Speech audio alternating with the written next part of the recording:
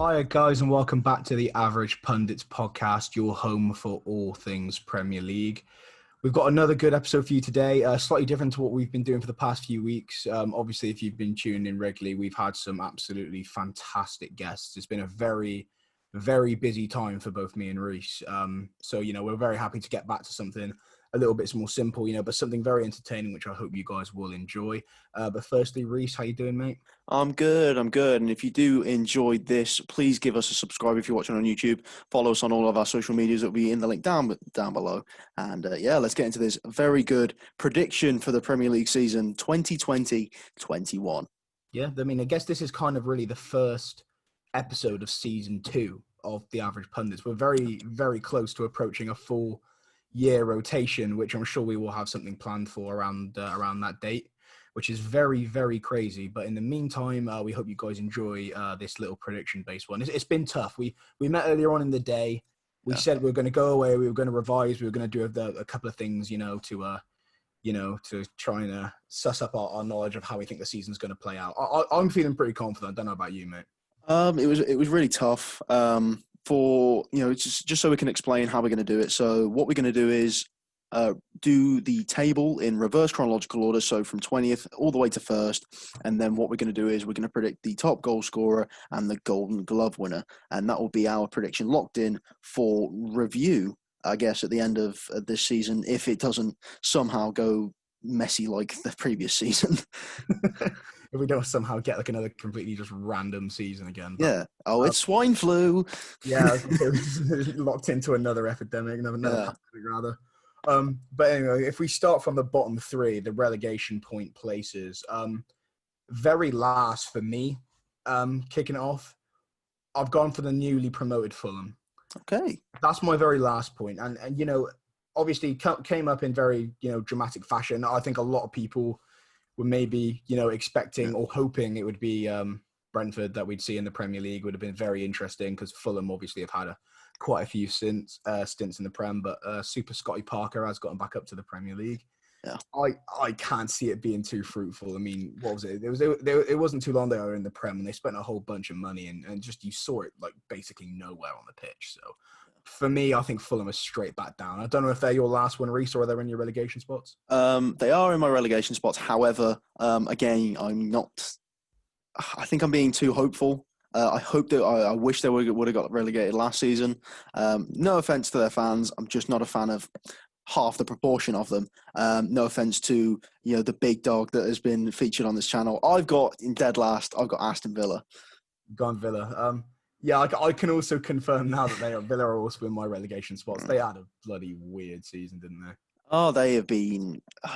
It was kind of like Dean Smith's he's a championship level manager. I can't lie. Like they need someone better in charge of that club, and they need better players as well. Like they just wasted 100 million on players that don't really fit their team style, and they've got 80 million just sitting in the team as well that's been waiting to be bought by Manchester United. To be honest, I think they're staying put now. I don't think I can see Jack going anywhere, but.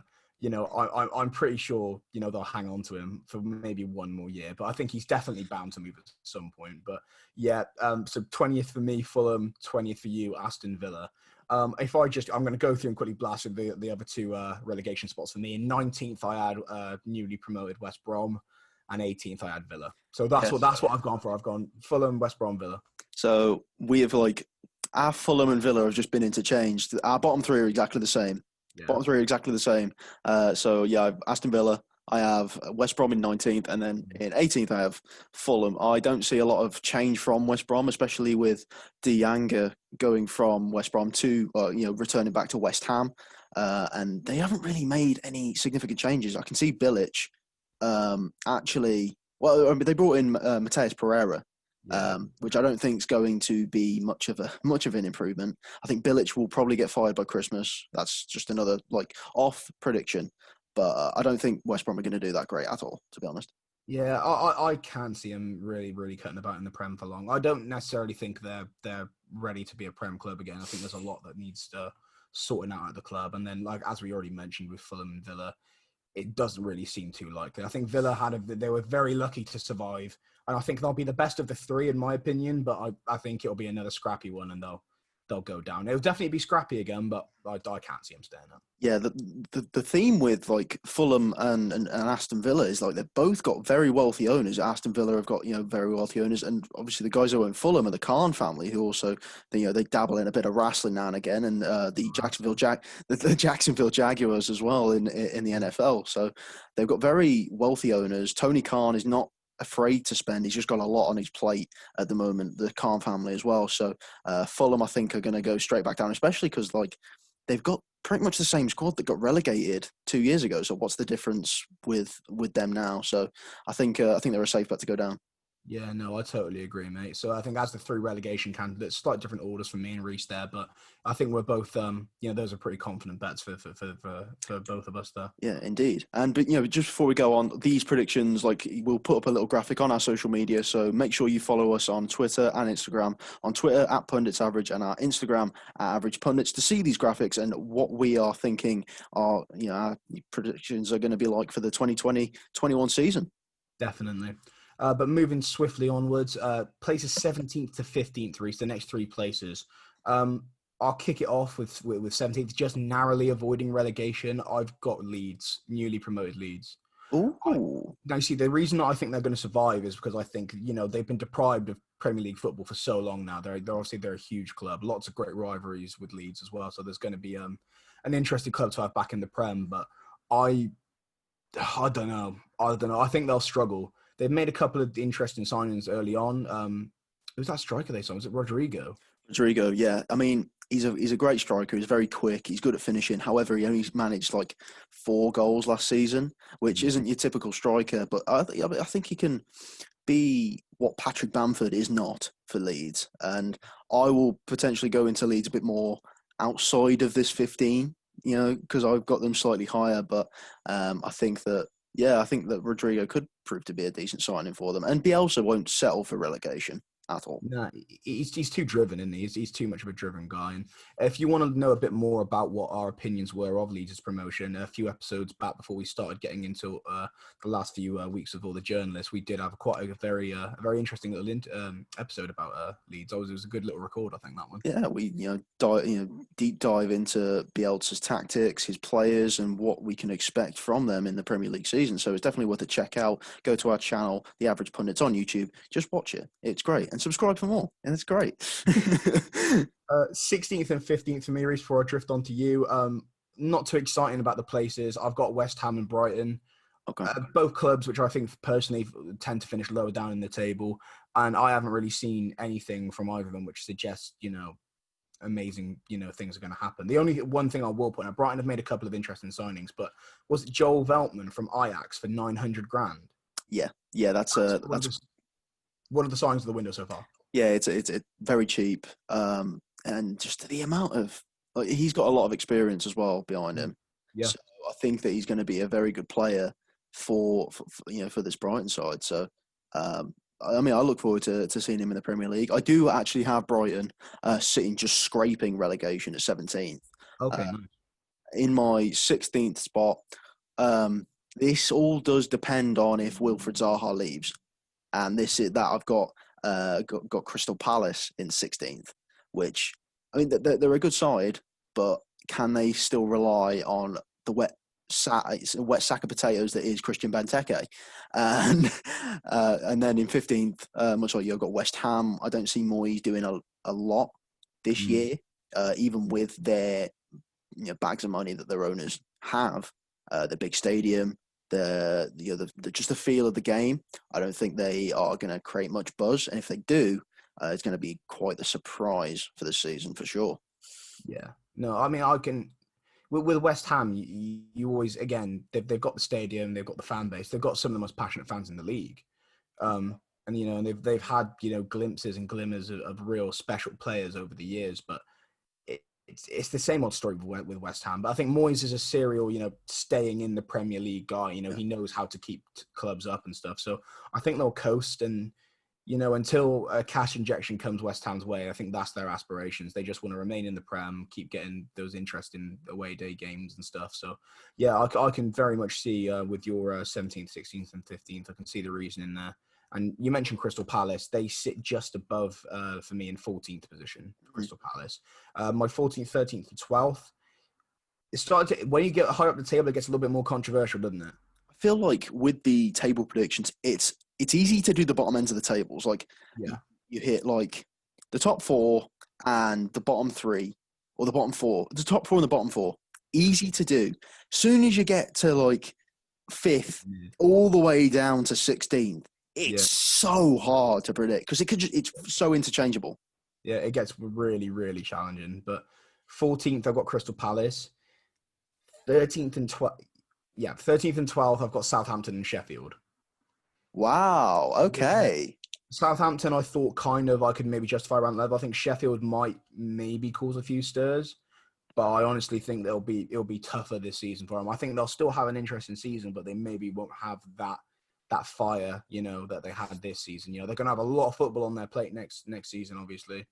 But they've given us such a good season. So many good games. So many good individual performances from a lot of players. But we saw a lot happen at Sheffield. Obviously you saw Dean Henderson, go and sign a 5-year deal at United. So there's no chance really of them signing him on a permanent, which I'm delighted about, but I'm sure it rubbed a few Sheffield fans the wrong way. But yeah, Sheffield in 12th, and then the 13th, just below, between Crystal Palace and Sheffield, I had Southampton. Obviously, an incredible campaign from Danny Ings. They've been slightly quiet in the transfer market. Southampton haven't really seen too much business coming in and around them. They nabbed Kyle Walker-Peters off Tottenham, which I think was a good little deal, but losing Højbjerg to Tottenham was a very strange transfer for Spurs, but bit rubbish for Southampton. So a bit of work needs doing there, I think. But yeah, that's my 14th to 12th. What do you think?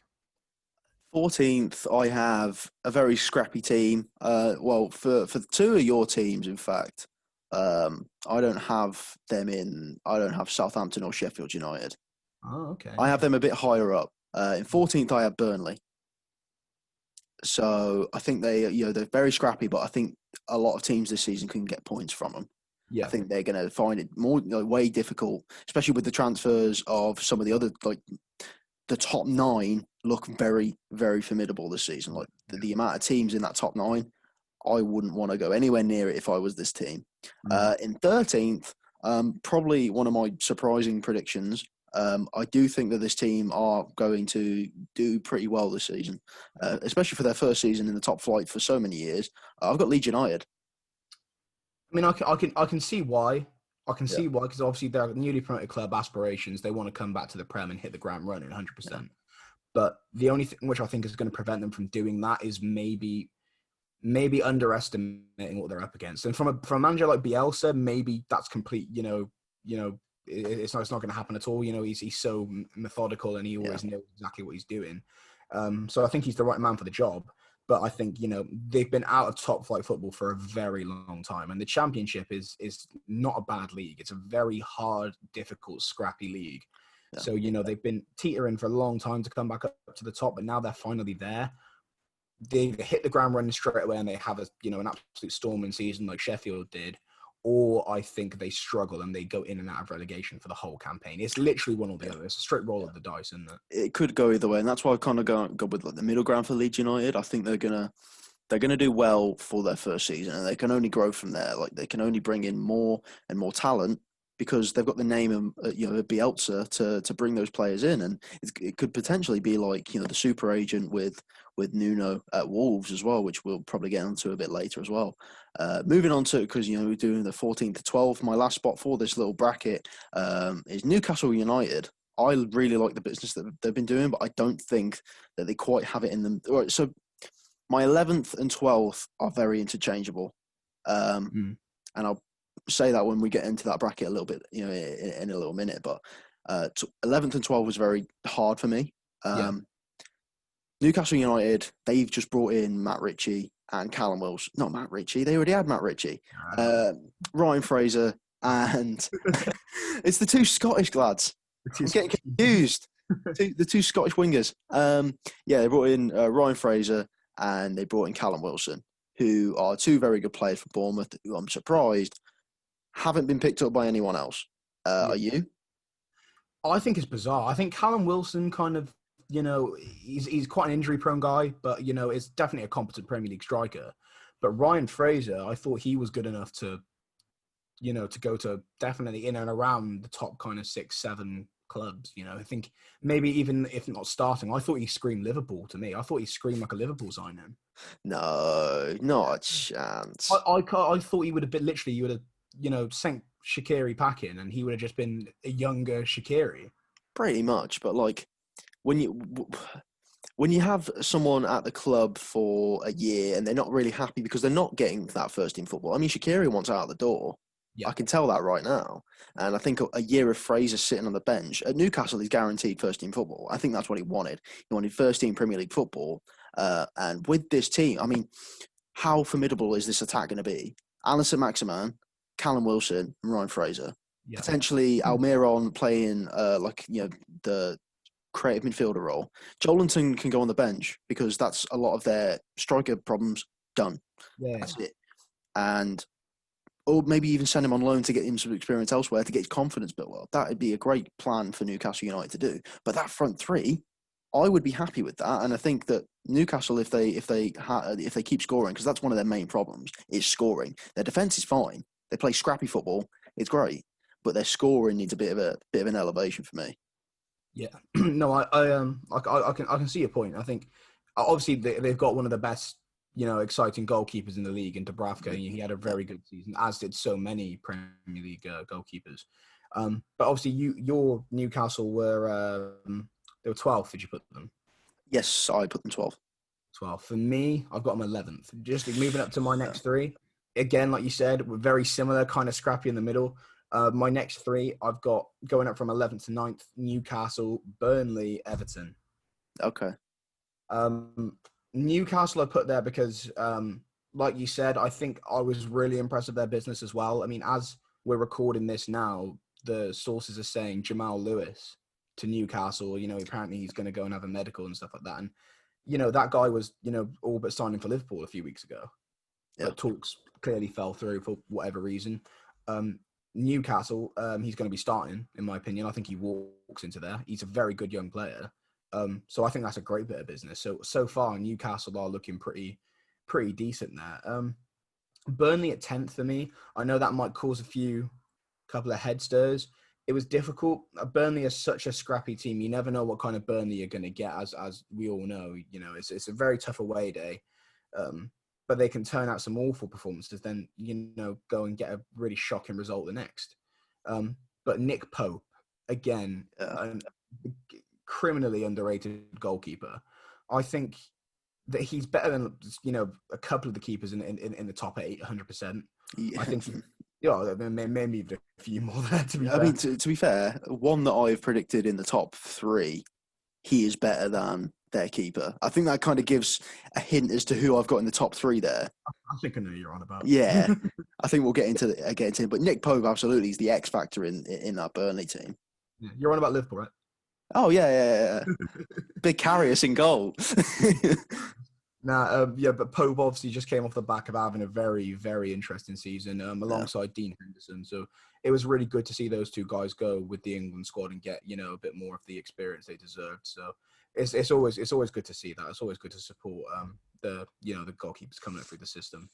And then in 9th, for me, I've got Everton. And Everton, again, they've got the manager, and the manager's got the status, and that status is attracting the players now. Obviously, through his links at Napoli, you've got Alan coming through, the centre mid. Very strong, decent centre midfielder. And also, James Rodriguez. Wow. How have they pulled that off? It was £22 million. It's insane. It's like when Spurs let Christian Eriksen go for 20 million euros for to Inter Milan. They've brought in someone that's going to change this Everton team for chips. Yeah. Cheap as chips, this guy is. And he's going to change this Everton team no matter what. He's phenomenal. And what he can bring to the Premier League is probably what a lot of people are really excited for this season. It's going to be interesting to see because obviously he's now in, I think in both our opinion, the best league on the planet, Yes. Yes. But he's amongst it now, and he's going to be coming up against some extremely tough oppositions. He's played for, Real Madrid. He's gone to Bayern Munich as his last two clubs, and he's had a really good, experience there. He's worked obviously with Ancelotti at both of those clubs. So it's really interesting to see how Ancelotti works and recruiting a lot of his old players and stuff. I think Everton fans deserve to be excited, and they've gone through a bit of a mill, in the last few years. Everton, the 1 minute they seem like they're going to hit the ground running, but they never quite get there. Yeah. But I mean, if you're starting with signings like this, and you've already got players like Richarlison, Calvert-Lewin, at the club, and if Digne as well. I think Digne is brilliant. They've already got the workings of a really interesting team. So it's all to see this season. I think they're going to have a good one. But for you, 11-9, what are you thinking? So as I said, 11 to 12 can be completely interchangeable. I have Sheffield United. I think they could finish 12th. I think Newcastle could finish in that position as well. I kind of wish I do. You know what? No, I'm going to put Newcastle in 11th and Sheffield United in 12th. I think I'm going to switch it up a bit. I think Newcastle United have made quite a few good signings this year, and Sheffield United haven't quite done that. I think the bias comes from I really love their away kit. I can't lie. I've been tempted to buy that pink kit. It looks absolutely brilliant. I don't mind it as well. I think it's a nice kit. A lot of people seem a bit offended by, oh no, it's pink. Nah, only real men wear pink. Going into 10th, I have Southampton. Now this could be a potential pick, potentially controversial, and I feel like Hasenhüttl has done an amazing job to pick up this Southampton team after their humiliating loss. How well they did the back end of last season. Danny Ings deserves a knighthood inside of the city of Southampton. He has done absolute wonders for that club, almost picking up the golden boot. I think his momentum's only going to carry on. I think if they make a couple signings to back up Danny Ings, I think they're going to be in with a chance of finishing in the top half of the maybe not the top half of the table, but they'll finish 10th for sure, and there's only room for improvement after that. Moving on to, as we were talking about we both have the same number 9, Everton. I think I'm scared for this Everton team when it comes to the Merseyside derby. It's going to be really tough. As you mentioned, Richarlison, I think he's one of the best young strikers, in fact, in the Premier League at the moment. Only strengthening the team with Allen, with James Rodriguez. This team is coming together so well. I think there's a few defensive woes that they need to sort out. Centre-back partners are a little weak. Their right-back situation, I think they've got Seamus Coleman. He's kind of past it. Their goalkeeper, Pickford, he's not about it anymore. That's where the questions lie a lot of the time. Last year, in the Merseyside derby a couple of years ago, cost him one of the goals. He's not where he is. He's not where he was back in 2018. I think he's going to be England's second or third choice keeper, behind Henderson and Pope for sure. I'd hope so. I know Southgate a lot of the time. He likes he gets these kind of players every now and again that he is really keen on and just really likes to keep continuously using them. But with Pope and Pickford having the seasons they've just had, it will get progressively harder to justify, I think. So I totally agree with you. I think Pickford, he'll stay as the Everton keeper, and maybe until his contract goes. But I think he's definitely, showing a few doubts, But he has all the time to turn it around, all the time. Exactly. But, I can definitely see. Oh, go ahead. No, I was just going to say I can definitely see where you're coming from. Yeah, and with a manager like Ancelotti, he's going to want to bring in a new fancy European goalkeeper, not like Pickford. Really, I wouldn't want it if I was Ancelotti either. Well, he's got the status. He's got the status to attract these names. So you never know. I reckon maybe give it a season or two. I'll wait till he's a little bit more settled at Everton, and you never know. It could all happen. Definitely. But going up to the top now, I think the Premier League's now gone to the top 8 instead of the top 4, top 6. It goes to the top 8. It's that competitive, 100%. So I think at 8, I'm pretty confident with it as well. It's so hard to call it, but I've said Arsenal. Oh no! I said Arsenal, man. I don't think they've got it, man. But I still don't think they've got it. You know, obviously Arteta's won two trophies now. You know, fair play to him, but They've won more than they Manchester ain't gonna United do it. have in the past couple of years. Yeah, no, they have. They'll give him that, but it's Arsenal, man. It's Arsenal. I think there's just issues there. There are still issues there, mate. There are still You know, issues. Willian is not going to solve everything. A 3-year deal on like a 32-year-old player, that's not going to solve much. That is true, but like they've brought in some defensive reinforcements. Saliba comes back, Gabriel comes back. Like they don't have to play David Luiz anymore. They can play a back five if they want to, and still have a back four with a Roman CDM like David Luiz. It could be changed. I think that Mikel has come in and he kind of knows what he's doing. He's got the respect of the squad, and I think that I've placed Arsenal way up there. I think. I mean, like, not way up there, but, like, they beat us, right? Pretty much undefeated Liverpool, you know, pretty much undefeated champions. Like, we got 100 points. Like, how are they going to beat us and not do well this season? The momentum's just going to carry on. They have a bagsman in Aubameyang. How are they not going to be above 8th? They had a bagsman this season in Aubameyang, and they still finished really low. Mate, honestly, like, without European football and European distractions, all that stuff, you know, maybe I'll be proven wrong, but it's getting really, really tough now. And I think Arteta is still signings away, you know. I mean, a back four, like you said earlier, of Tierney, Saliba, you know, this new signing in Gabriel and possibly Bellerin at the right back, you know, that's a lot better on paper than they have been for the last few years. But you know, it's all to do with, you know, consistency, injuries, you know, stuff like that. Tierney's, you know, he's very injury prone. Yeah. So I think there's going to be issues there. But I mean, I've got Arsenal at 8th. I've got Wolves at 7th. And I've got Tottenham at 6th. That's what I've gone for. Wolves at 7th. Wolves at 7th. I think I'm pretty happy with that. I think, again, they'll continue to do exactly what they do, cause problems, you know, make it awkward for teams.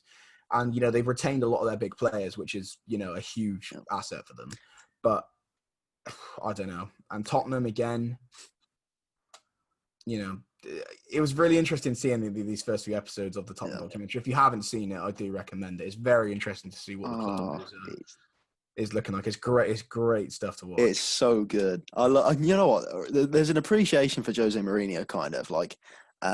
It's whether they can bring in any more Jose Mourinho players. They brought in Højbjerg. How is he a Mourinho player? Like that just doesn't make sense. So maybe Levy had a bit more to do with that transfer than anything else. Yeah, maybe. I think Matt Doherty was a good little sign. I think that was a good pickup, but it didn't scream anything special. You know, I think Tottenham are still a few players away from you know, getting back up to, you know, maybe getting to another final of a Champions League. So, you know, I think Tottenham's 6th. I'm happy with those as my 8th, 7th, 6th. I don't know about you. My 8th, I mean, I've got I've got my list right in front of me, right? And I'm still changing because it's so hard. It's tough. In 8th, I definitely know my 8th spot. They have an aging striker. He's only going to get older. He can still bag a load, but towards the end of last season, you know, in the lockdown games, he's just not doing it. He's not doing it. So I've got Leicester. Nah, mate. They haven't brought anyone in that significant, really. Yeah. They've got stuff to do. They've definitely got stuff to do. And towards the end of last season, they fell off. They flopped so hard. European football's not going to treat them well. They're playing Thursday nights now. They're not like Brendan Rodgers.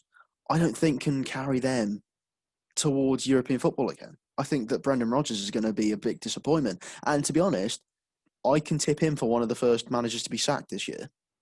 Potentially. Brendan Rodgers. That's a big call. Potentially, because I think Leicester are going to have a really slow start. I think Leicester are going to be tipped for.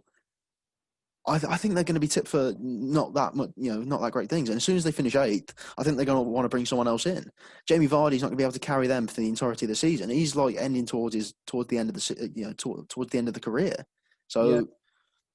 You know, I see what you mean. There's stuff that needs to happen there. But in my opinion, I think Brendan Rodgers, I think he did a very good job. Towards the end of the season, they did fall off 100%. They definitely fumbled the bag a bit, which allowed United to kind of creep in and get that position solidified, the same as Chelsea. But I think they'll still do it. I've got Leicester a little bit higher. My 7th spot, I've got Spurs. Yeah. 7th spot Spurs. I think that they can do a job, but I don't think they've brought in the reinforcements that they need. Harry Kane could still be a bit wary after his injury. He was a bit slow towards the end of last season too. I remember watching the United Spurs game. It was a draw, wasn't it? And he was just lost. He was completely lost in that game. So was Martial, to be honest, in that game. Both the strikers for those teams were completely lost. And I think if Kane does that for half the games this season, I think Spurs are going to really struggle. Like, they've got Bergwijn that's come in, and he's a really good player, but he's not a game changer. They need a game changer. I think that they definitely need to bring potentially 1 or 2 more signings in. Yeah, they're just frustrating for me with Spurs because, this amazing stadium, big name manager, one of the best strikers on the planet on his day. Some of the best other players in that team. Players like Son as well, like criminally underrated. You've got a seasoned veteran between the sticks like Lloris. There's talent all over the pitch. Obviously, we saw Jan Vertonghen, leave the club. Yeah. That'll be someone that I feel like doesn't necessarily need to be replaced instantly, but I think it would only help them if they get someone in to kind of like pick up the pace which he's leaving behind. But yeah, Tottenham are a frustrating club. You had them 7th, I had them 6th, so it's not too much that. I do think they'll get the European football, but I think it'll be another European job for them. Yeah, I think with my next position, 6th and 5th, it's pretty much the same with 12th and 11th. I think they're very interchangeable. And it's depending on the form or whether people bring in new signings. Right now, I'm sitting with Wolves at 6th. And I think as we've gone through the episodes of this podcast, I think I have put down my forever love for Adama Traore here. He is a god. If he works on his finishing a bit more, he's going to be one of the most unstoppable players in the Premier League. That is a fact. And if he hasn't worked over this summer period, it will be a shock. Like, if he comes back and he's scoring goals left, right, and centre, I can see them finishing in the top 4. He is scary. He scares me. I every time we play Wolves, I'm scared for Robertson. He is a scary, scary man. Yeah, he's definitely got goods there. I mean, he's got the makings of a really, really interesting Premier League player. And Raul Jimenez up top as well, I think, absolutely great player. I mean, I could go on. I mean, I won't drift on too long about Wolves because, there's so many good players at that club.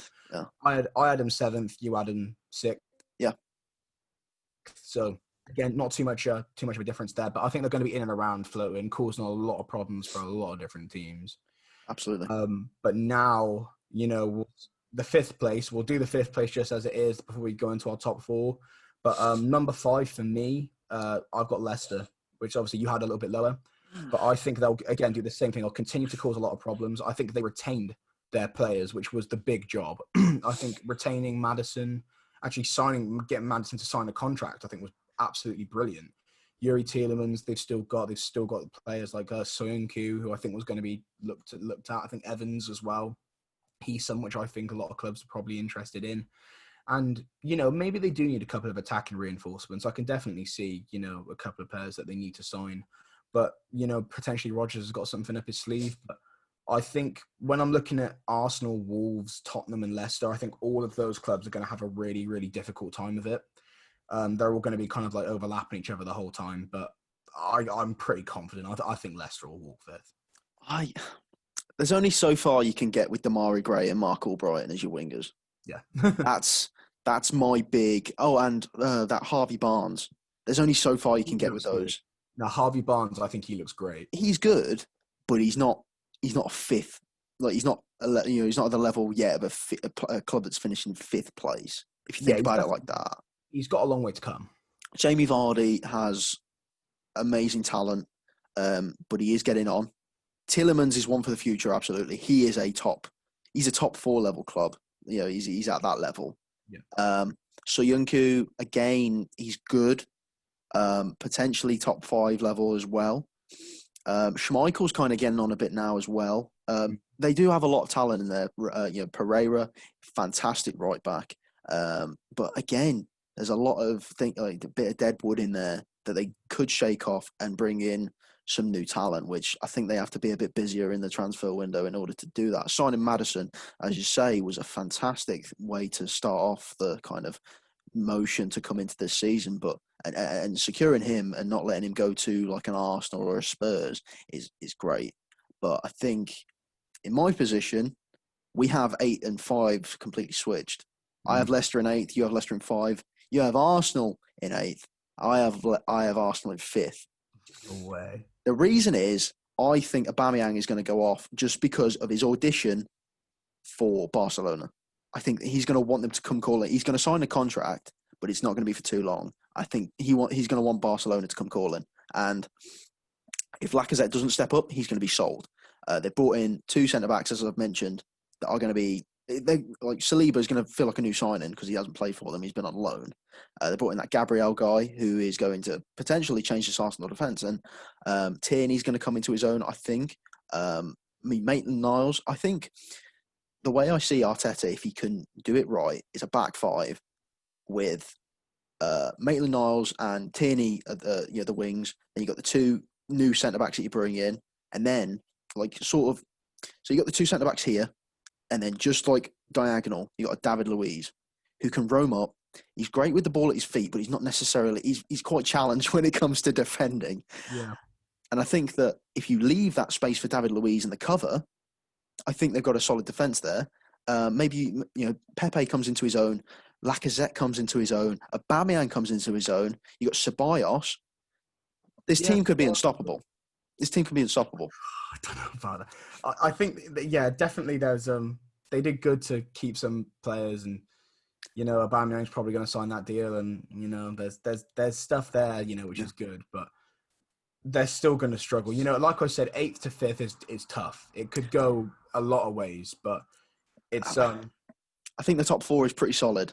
If you're looking, I think you'll be glad to hear that 4th and 5th are not interchangeable, and you'll hear why in a minute. You'll be glad to know that my top 4 are pretty glued.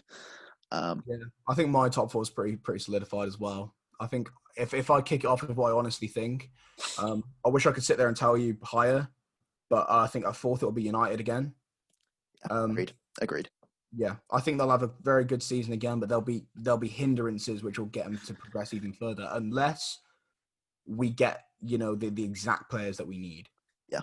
Obviously at the start of this, it was no real secret that I said I needed a right wing, a left back, and a centre back. That's what I thought I needed. Obviously, the DM slot was something that was really interesting. A lot of United fans, that was something that people were keen to sort out. But Matic came off the back of having an impressive season, playing that role again, and as did a lot of our midfielders. I think Fred had a pretty good season, but obviously once Bruno came in, it was harder for him to find game time. But no, Fred, he made it in the Europa League team this season. I think he had a very good campaign, in my opinion. I think Fred was good, but Pogba and Bruno, obviously, they're absolutely unplayable, aren't they? I mean, when they're there on their form, you've got to play them. But the signing of Donny van der Beek was just a kind of a nice surprise to me. I absolutely love it. Don't get me wrong; he's a very good player, and I'm very interested to see where he fits in. But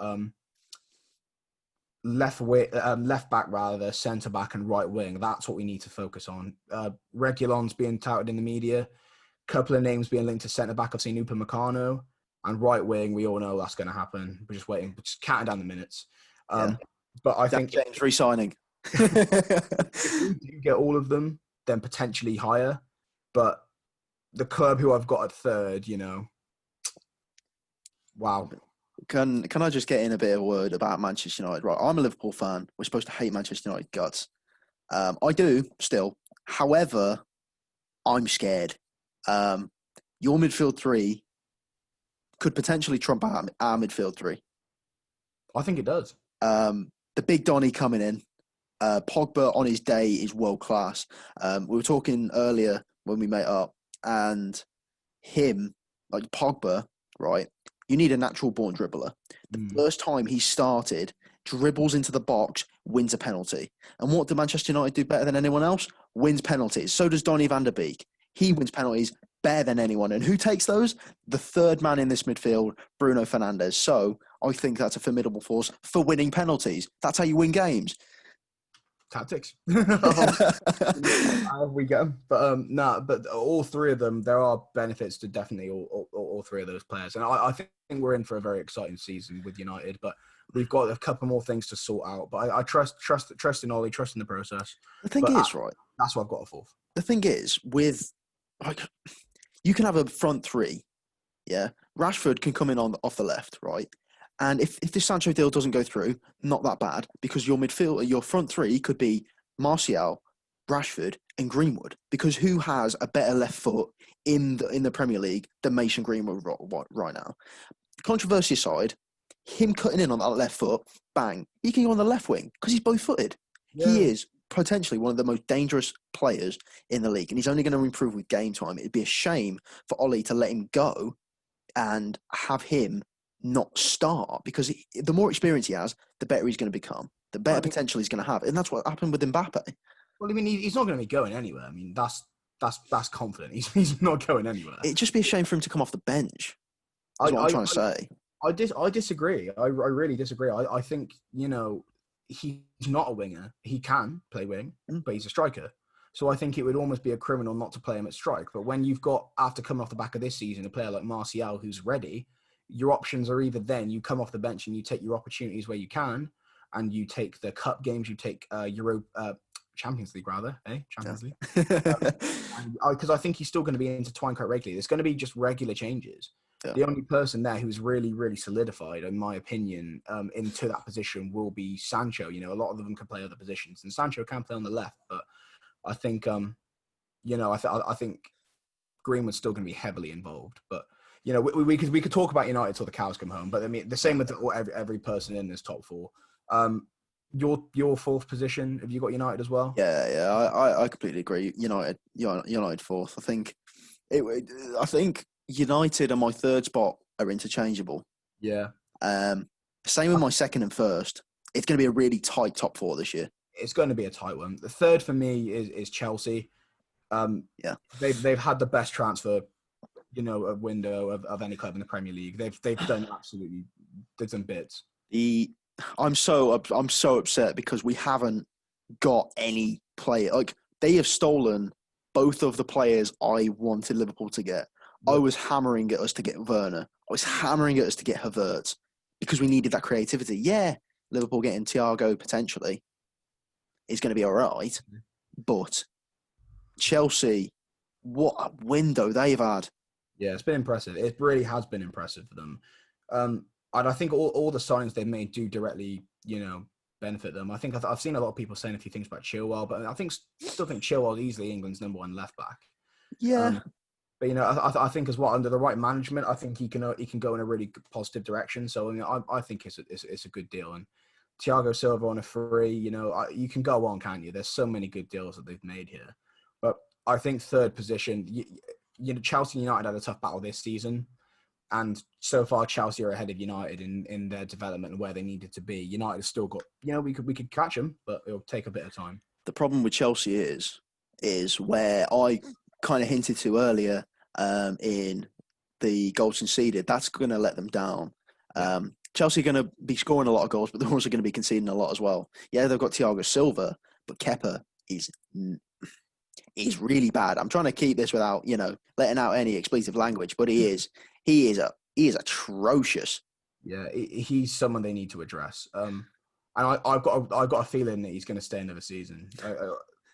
And then maybe move him on after that. But there's so many good options out there. But that's definitely something that will need to be addressed at some point. But yeah, for the sake of competitiveness, I hope he stays, because I would happily see Mo Salah scoring goals past him for until the cows come home.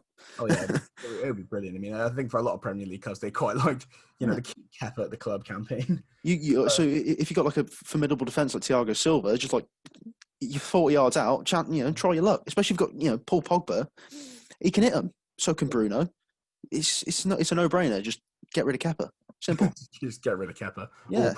Although they are bringing in that Mendy guy from Ligue 1, aren't they? Yeah. Potentially. It's been touted a fair bit. So we'll have to see what goes with that. But then the top two we're up to now. Obviously, I'm just going to list my top two straight away, because if I don't name one club, it'll be very obvious who the other one is. Liverpool second, Man City first.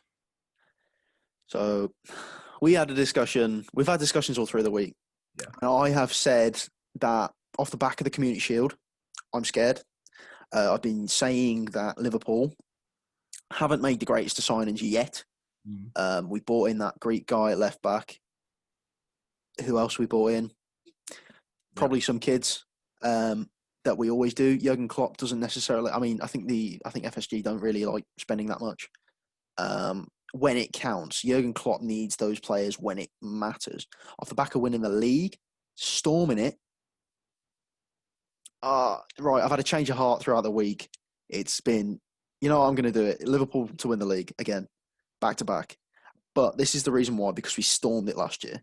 You stormed it last year, yeah. Teams are going to figure us out. I think we're going to have the edge just about. I don't think it's going to be a massive gap. I think the gap's going to be way shorter, maybe like 3 or 4 points. I think it might go down to the final day of the season, if I'm honest. It'll be tough because, like you said, clubs are going to start to figure you out. That's one reason. But another thing as well, I think Man City are still going to probably make a couple of signings. They've made a couple of good ones already. Yeah. But I just think Pep's going to be too hungry. I think Pep's going to leave after this season anyway. I think this will be his last season in Sky Blue. Where does he go, though? That's the thing. Like, does he just give up managerial? Or does Zidane leave Real Madrid? Like, I think Pep goes to Juventus for me. I think that's where I think he'll end up. Wow, that'd be interesting, but I don't know if I see it happening. I think they'd love him. I think they'd love him now. Obviously, Sarri when they've got Pirlo in. That's the thing as well. It's like in order to you have to get rid of Pirlo. That's another conversation. Yeah. But Pep Guardiola, I think it could be potentially his last season in the Premier League. So I think he'd want to leave on a high. And what a better way than to win the Prem? It's going to be tough. Okay, and I think Liverpool are just going to be favourites for pretty much most people, and understandably they had an incredible season. But I just think I don't know why. I just think I can see City doing it. It's Salah's new haircut. You're not a fan. No. It just took me too long to adjust to it. But I think it's going to be the exact same as last season. And as we mentioned on the podcast with Paul Hurst, I think City are going to miss David Silva a lot with the role model, big guy in the locker room, like they did with Kompany. I think they're going to miss that a lot. And with the departure of David Silva, with the departure of Vincent Kompany, they don't have a big name. The last big names that are there to like boost the locker room are guys like Kevin De Bruyne, who is arguably the best midfielder in the world. Centre attacking midfielder. Obviously, Messi is a midfielder, but Kevin De Bruyne. Winger's kind of like he's a winger.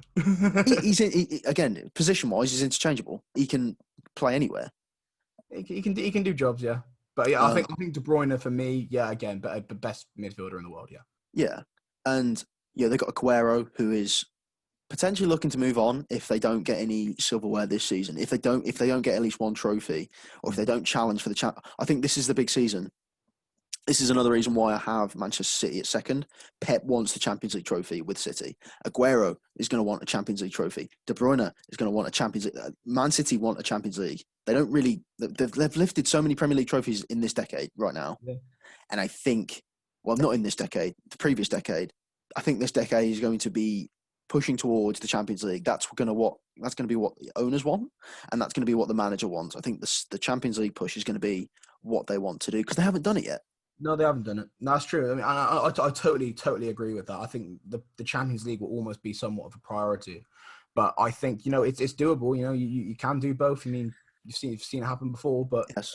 I think it's going to be extremely tough. I'm now kind of leaning towards Liverpool, but I'm going to stick with what I've said for the sake of we need something a little bit different. So I'm going to go Man City, and I think it's one of the two. That's confirmed. Yeah, the top two are they're untouchable right now. Give Chelsea a few more pieces and they will be in the picture. Give United a few more pieces and that top four is untouchable. It's true. But I feel like it's a bit ropey when it comes to the top two right now. It's interchangeable. You can take any team and you can make a case for either team in that top two. But I think the bias as a Liverpool fan kind of edges it towards Liverpool winning the league. Yeah.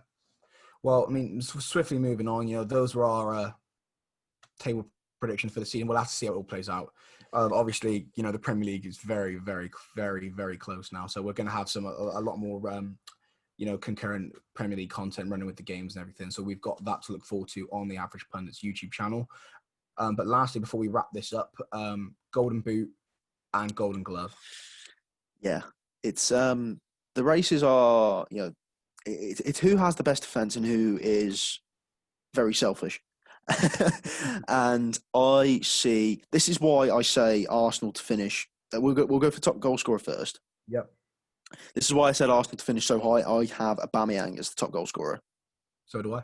There we go. I have Aubameyang as top goal scorer, but I still have them low because the rest of the team will be what let them down. Because they can't do as bad as last season. I think that Arsenal can't do as bad as last season. And Aubameyang, I think he'll probably get maybe like 26, 27 this year. I think that he's, as I say, it's his audition year. He's going to sign the Arsenal contract, but that's because Arsenal don't want to let him go on a free. So that's their way of getting Barcelona to pay up like 40 million for him.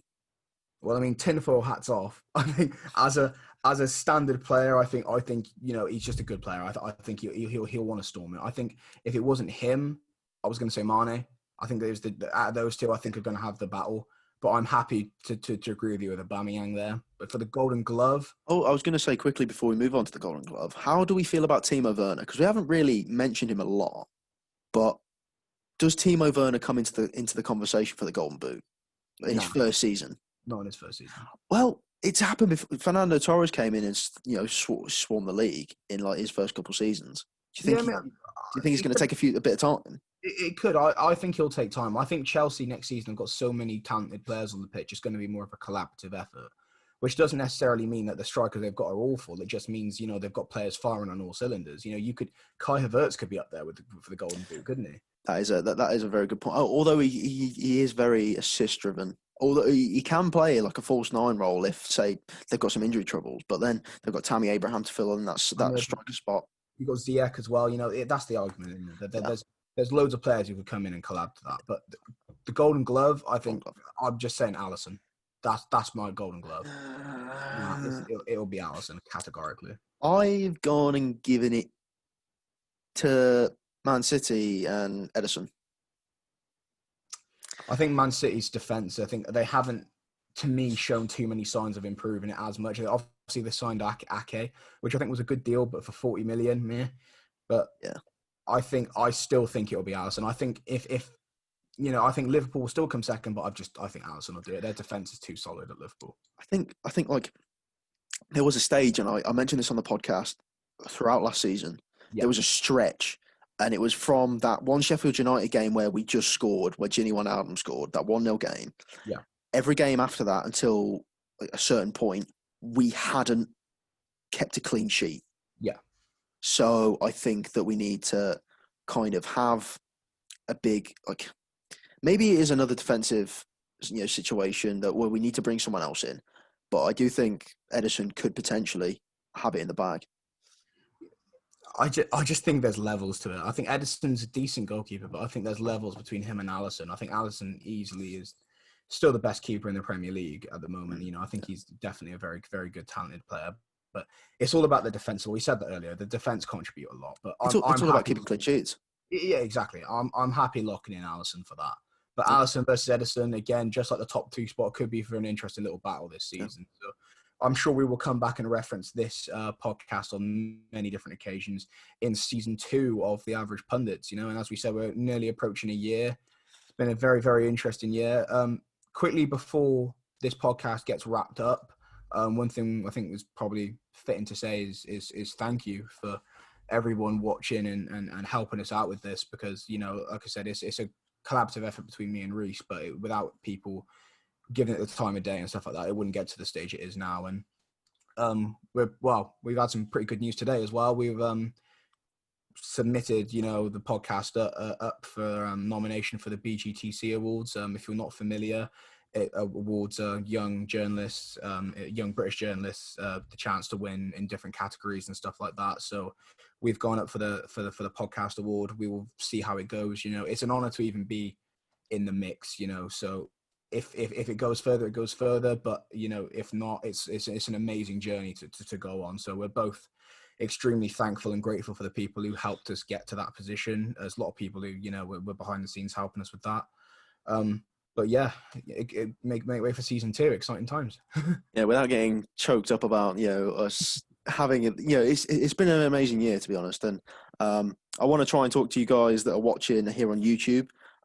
If you can get us to 100 subs by the end of the year, that would be amazing. If we can get it, we probably won't be able to get it by the year anniversary. We will do something special for the year anniversary. However, if we can get to 100 subs by the end of this year, that will be something that we like. It's a bucket list thing. Yeah. No one to get to 100 subs would be amazing, and I think it'd just make the uni experience, the podcasting experience, just that much better that we have that support. So yeah, thank you everyone to you watching. For you guys following on Spotify and Apple Music, thank you so much for listening as well. You can take you take these podcasts on the go. And you can download us and listen to us while you're on a bus or a train while you've got your face masks on. So yeah, all I can say individually is thank you. Yeah, thank you so much, guys. It has really been, quite a whirlwind of a year. But as always, you can get in touch with us on Twitter at Pundits Average, on Instagram at The Average Pundits. Please leave a like and subscribe on YouTube. And if you want to get in touch with us about potentially coming on the podcast, our business email is theaveragepundits@outlook.com. But again, thank you very much, Reece, for joining me today. As always, it's a pleasure to be here. It's always a pleasure to feature here on The Average Pundits, and I look forward to the rest of season 2. There we go. Thank you very much, guys, and we will see you next time.